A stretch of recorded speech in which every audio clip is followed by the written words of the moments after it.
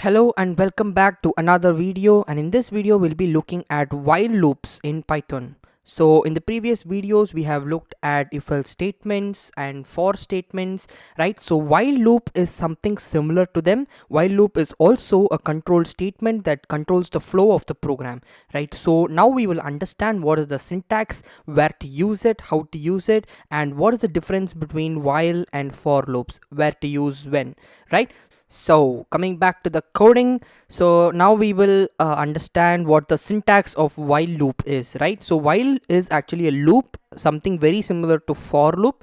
So the syntax would be while, let's have a condition, right? So after while we have a open and close brackets, and inside while we give a condition. So the condition would be, let's say I less than 10. So we have a variable here I, and while I is less than 10, so we are going to perform certain operations inside the loop now. So this bracket is not necessary actually, and so yeah, so inside while we're giving this indented block, and inside this indented block is where we will give our code, right? So first we'll define I, let's say I equal to 0, and inside while I is less than 10, I will print I, right? At the same time I will increase the value of I by 1, right? So now if you understand, it's well and good. For people who didn't understand, so what exactly I am trying to do here is, now my I value is 0, right? So as the meaning of the word while suggests, while I is less than 10, that is, as long as the value of I is less than 10, I will perform all the operations that is there inside this block, right? So what are the activities that are there inside?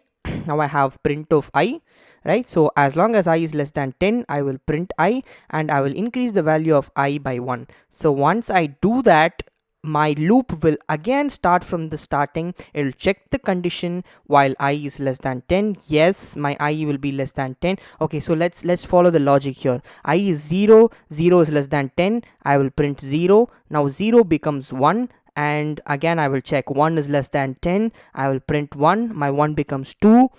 The same thing will follow again and again and again until this condition fails, right? So my I, when it becomes 9, it will execute print 9, and 9 will become 10. Now 10 is less than 10. Now that statement is false, so my while loop will break out, right? So when my while loop breaks out, it will start to execute the commands that are outside this block. So I will print the while loop is broken, the value of I is, and now I will print my I, right? So this is my code. So the output that we are expecting is from 0 to 9 everything will be printed, and after 9 I will get print the, let's say the while loop is broken, and the value of I is, and the value of I'll get. The final value of I should be 10, because 10 less than 10 only will break out of the loop, right? So let's run this. I have 0, 1, 2, 3, 4, 5, 6, 7, 8, 9, and after that the while loop is broken. The value of I is 10. Hope you guys understood the logic behind this program, right? So while loop is basically when you have a condition, and as long as that condition is true, if you want to perform certain activities, then you can use while loop, right? And we have already seen for. So for, let's say, for I in range of 10, I will print I, right? So this is the format for the for loop, which we have discussed in the previous videos. And now what I'm going to do is I'm going to compare the outputs of both, right? So I have printed, and here I have 0, 1, 2, 3, 4, 5, 6, 7, 8, 9. The while loop is broken. The value of I is 10, and again from 0 I have everything till 9, right? So what is the difference between while and for here? In for, right? So I know exactly the number of times the iteration will run, right? But in while I do not. For example, let's say instead of while I is less than 10, what if I give while I mod 10, right, equal to let's say 7. So this is a complex mathematical statement that I'm giving here. So this is not just a condition. This is a mathematical comparison that I'm doing, right? So I mod 7, that is when divided by 10, my remainder should be 7. So when is that happening? That happens when the number is 7, right? So I will comment this thing out and I will delete the output. I'll run it again. Okay, I haven't saved it. Remove the output and run it again. Okay, so now what has happened is while okay, so when I is 0, I am checking 0 mod 10 is not 7, so therefore it is okay. So now what I should do is I should give less than equal to, right? So now that will give us all the values till 7, right? Yes, 0 1 2 3 4 5 6 7, right? So what if I want the values from 11 to 17, right? So I can do the same thing just by giving the value of I as 10. So what will happen? 10 mod 10 will be 0, 10 mod 11 mod 10 would be 1, 12 mod 10 would be 2. So again I will get till let's say 17, and after that my loop will break, right? So I will run this. See, I get 10 11 12 13 14 15 16 17, right? So if I want to check the see, right now I do not know what the number of outputs would be.